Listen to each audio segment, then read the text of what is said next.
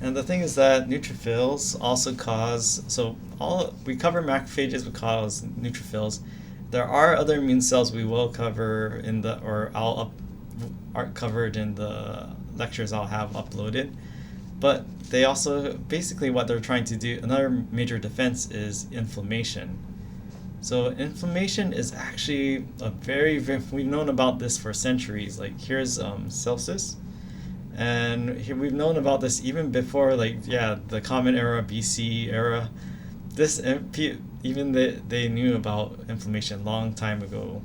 So we know about it for millennia. So the classic Latin term for it is calor, dolor, rubor, and tumor. So tumor is like we associate that with cancer, but tumor actually is a Latin term meaning swelling. Calor, like calories, right? So calorie refers to heat. And it's actually, if you know like Latin language like caliente, that means hot, right? And dolor, if you have like a very strong SAT vocabulary, you know something dolorous is painful. Rubor, so rubor is the same root word as in ruby, so it refers to redness. So we've known about these symptoms of inflammation for millennia. Now, mast cells, these are a part of the innate immune system, and they release something called histamine. So their histamine causes vasodilation, and the cool thing, remember, our blood vessels, they dilate. When they dilate, they increase in diameter, so they actually increase blood flow to an area. If you increase blood flow to an area, what's that going to do? Well, it's going to make the vessels more permeable and leaky. So the good thing is that it allows your immune cells to move in and out of a blood vessel more easier. But the thing is that by leaking all these fluids, you also affect the surrounding tissues. So by increasing the blood flow to the area, well, that's going to carry all the heat from the blood.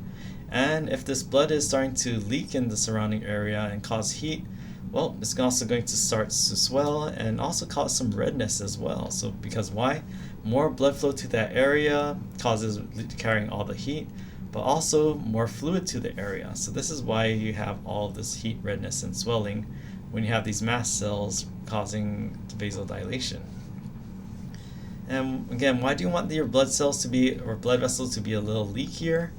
Well, you want to help these white blood cells. So the white blood cells, compared to your red blood cells and platelets, they can retain their nucleus, so they're still pretty active and responsive to their environment.